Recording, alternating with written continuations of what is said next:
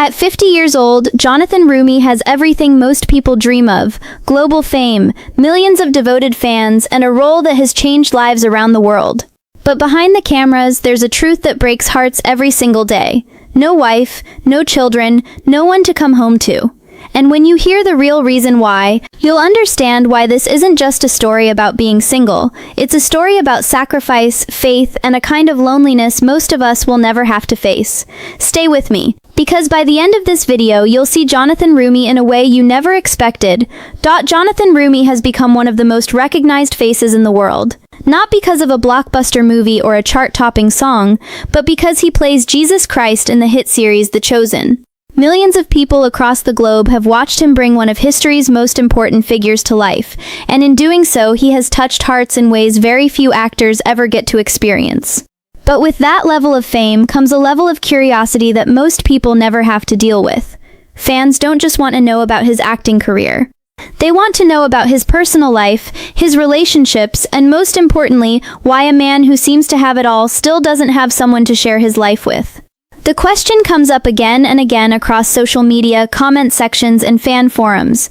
Is Jonathan Roumie married? Does he have kids? Is there someone special in his life that he's simply keeping private? For years, these questions have followed him, and the answers have remained frustratingly unclear to the public. Some fans believe he's secretly in a relationship and just prefers to keep it hidden from the spotlight. Others speculate that he might have chosen a life of celibacy, similar to a priest, given how deeply he has embodied his role. And then there are those who wonder if there's something deeper going on, something more personal and more painful than simple privacy. The truth is that Jonathan is not married. He has no children, and as far as the public knows, he is not in any relationship right now. At 50 years old, an age when most people have long settled down, built families, and created the kind of life that comes with decades of partnership, Jonathan remains alone. And here's where the story becomes far more complicated than anyone would expect. This isn't a case of a man who simply hasn't gotten around to finding love or someone too busy with his career to prioritize relationships. What Jonathan has revealed in various interviews points to something much deeper, a transformation in his life that changed everything about how he views love, faith, and what it truly means to share your life with another person. To understand why Jonathan is still single, you have to go back to who he was before he ever stepped into the role that would define his career. Jonathan wasn't always the deeply devoted man of faith that audiences see today. Like many actors trying to survive in Hollywood, he took roles based on what paid the bills rather than what aligned with his personal beliefs or moral compass. He wasn't trying to live a perfect life or make some grand statement about faith through his work. He was simply trying to build a career in one of the toughest industries in the world. But something shifted inside him over time, a gradual change that didn't happen overnight but built slowly through reflection, prayer, and what he has described as a genuine spiritual awakening. He began to feel that his talents could serve a purpose far greater than entertainment alone. This shift in mindset eventually led him to The Chosen, a role that would not only define his career but completely reshape his identity, his priorities, and ultimately his ability to find love. Playing Jesus Christ on screen isn't like playing any other character. Jonathan has spoken about how emotionally and spiritually draining certain scenes have been, particularly those depicting suffering and sacrifice. After filming these intense scenes, he has admitted to isolating himself because he didn't know how to transition back into everyday life. Fans even noticed this exhaustion during promotional interviews, commenting on how tired and emotionally worn out he appeared. But what many people don't realize is that this same transformation, the one that deepened his faith and connection to God, also fundamentally altered how he approached relationships and what he needed from a partner. And that change came with a cost that most people never see. Because once Jonathan truly understood what it meant to pursue holiness in every part of his life, he realized something that would make finding love almost impossible. What exactly did he discover about himself that made this journey so much harder than anyone imagined? Jonathan's realization didn't come from a single moment of clarity. It came slowly through years of quiet reflection and honest conversations with himself about what he truly needed from a life partner. As his relationship with God deepened, he began to understand something that shook the foundation of everything he thought he knew about love. He couldn't compartmentalize his faith anymore. He couldn't be a man who pursued holiness in his career while ignoring or compromising his beliefs when it came to who he chose to spend his life with. For Jonathan, faith wasn't something that could exist in one part of his life while the rest remained untouched. It had to be woven into every decision, every relationship, and every choice he made moving forward. This wasn't an easy realization to accept, especially because it forced him to look back at his past relationships with a completely different perspective. Jonathan has been in relationships before, and in some of them, his partner didn't share the same level of devotion to faith that he did. At the time, he believed that was something they could work around. He held on to the idea that two people could love each other deeply enough to overcome differences in belief, that love itself would be strong enough to bridge any gap between them. It's a hopeful way of thinking, and it's one that many people cling to when they're falling for someone. But as Jonathan grew closer to God and his understanding of what it meant to live a life centered around faith deepened, he came to a painful conclusion. That approach wasn't sustainable, at least not for him. He couldn't build a future with someone who didn't prioritize their relationship with God in the same way he did, no matter how much he cared for them. This wasn't about judging his past partners or suggesting they were somehow lacking as people. It was about recognizing a fundamental incompatibility that no amount of love or compromise could fully repair. This revelation was both freeing and isolating for him at the same time.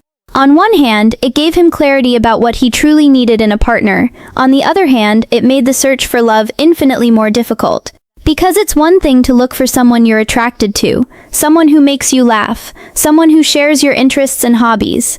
Those things matter, but for Jonathan, they became secondary to a much bigger question. Does this person share my devotion to God? Can she walk beside me on this spiritual journey without feeling lost or left behind? Will our different levels of faith create a distance between us that even love cannot close? These weren't questions Jonathan used to ask himself in his younger years, but now they had become non-negotiable. And here lies the heartbreaking truth about his situation. Finding someone who meets those standards, someone equally devoted to their faith and equally willing to build a life centered around God, is far more difficult than most people realize. It's not that faithful, spiritually grounded women don't exist. It's that finding someone who matches Jonathan's specific level of commitment, someone who understands and supports the unusual life that comes with being the face of Jesus Christ to millions of people, is like searching for a single star in an endless night sky. Jonathan doesn't just need a practicing Christian.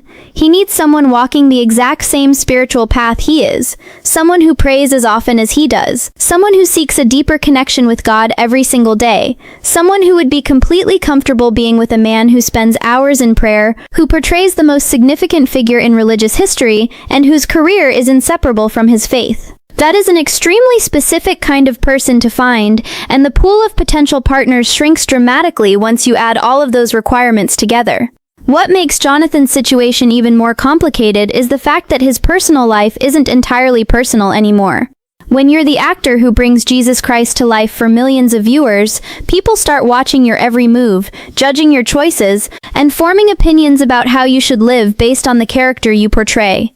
Jonathan is fully aware of this reality, and while he has never claimed to be perfect or saintly in any way, he does feel a certain responsibility to live in a manner that aligns with the values he represents on screen. This means his romantic relationships aren't just private matters between two people. They become public matters, subject to scrutiny, speculation, and judgment from strangers who feel entitled to have an opinion about his love life. So now imagine trying to find a partner while knowing that whoever you choose will be judged, questioned, and picked apart by millions of people around the world.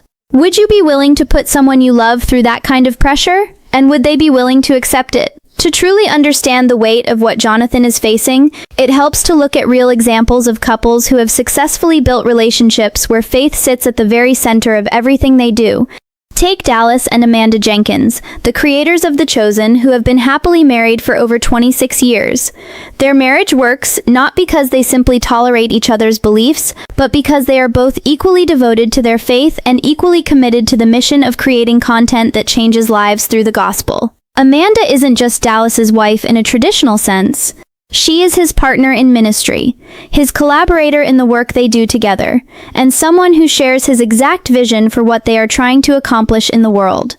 If Amanda didn't share that same level of devotion, if she wasn't just as passionate about spreading their message through creative work, their relationship simply wouldn't function the way it does. They wouldn't understand each other's priorities. They wouldn't be able to support one another through the unique challenges that come with this kind of public, faith-centered work.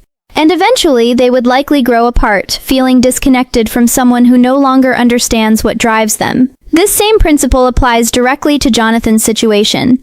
He isn't just looking for someone who accepts his faith or tolerates his beliefs from a distance. He needs someone who is actively living out her own relationship with God. Someone who sees their potential partnership as a shared spiritual journey rather than one person simply supporting the other from the sidelines.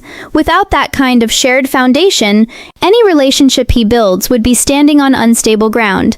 And Jonathan has already learned through painful experience that those kinds of relationships don't survive in the long run. There's also a powerful example from popular culture that illustrates this exact struggle, even though it comes from a fictional story. Anyone who has watched the Netflix series Nobody Wants This will remember the central conflict that drives the entire show.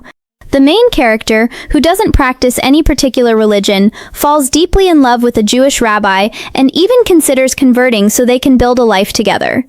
On the surface, it feels like love should be enough to overcome any differences between them. But as the story unfolds, she comes to a heartbreaking realization. Her boyfriend isn't just a rabbi living an ordinary life. He is about to become the head rabbi of his entire temple, a position that comes with enormous responsibility, not only for him but for whoever chooses to become his wife. Being married to a head rabbi means being fully involved in the community, supporting her husband's calling every single day, understanding and participating in religious traditions that go far beyond surface-level belief, and living an entire lifestyle built around faith. She eventually realizes that even if she converts, even if she goes through every ritual and every step required, she still wouldn't be able to truly support her husband the way he needs, because their reasons for embracing that faith would always be fundamentally different. He is Jewish because it is the very core of who he is. It is his calling and his life's purpose. She would be Jewish simply because she loves him, and while that is a beautiful reason on its own, it is not the same thing at all. That difference creates a gap between them that love alone cannot bridge, and in the end she makes the painful decision to walk away, knowing deep down that staying would not be fair to either of them. This story mirrors exactly what Jonathan has had to confront in his own life. After going through his own spiritual transformation, he has had to look back at his past relationships with a mixture of understanding and quiet regret. He has spoken about how he used to approach love with a much more relaxed attitude, believing that differences in faith weren't significant enough to matter, and that love alone could conquer anything standing in the way. He genuinely believed he could build a life with someone who didn't share his devotion to God, trusting that mutual respect and compromise would be enough to make things work. But as his faith deepened and as he began taking his relationship with God far more seriously, he realized this mindset was naive. It wasn't that his previous partners were bad people, or that something was fundamentally wrong with them. It was simply that they were walking completely different spiritual paths, creating an incompatibility that no amount of love or effort could ever fully repair. This kind of realization doesn't come without pain. It brings with it a quiet grief, not just for the relationships that ended, but for the time spent hoping things would work out differently. And now Jonathan is left facing an impossible question that could define the rest of his life.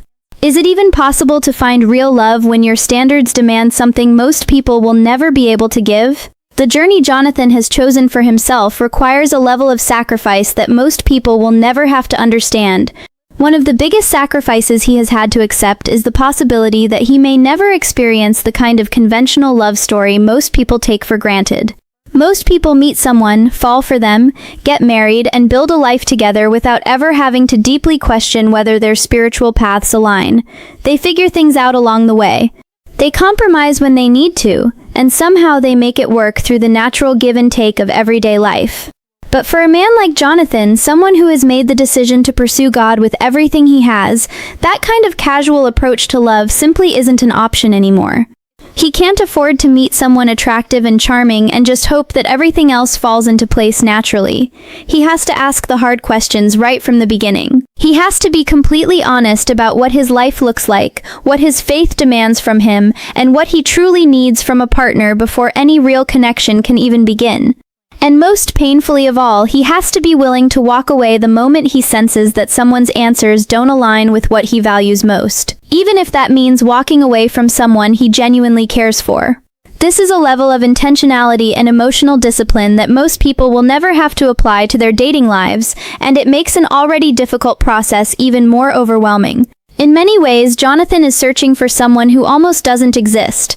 Someone deeply faithful, spiritually mature, fully supportive of an unusual and demanding career, comfortable with intense public scrutiny, and someone he is also genuinely attracted to on a personal level. When you list out everything he needs in a partner, it becomes painfully clear why a man like Jonathan Roumie is still single at 50 years old.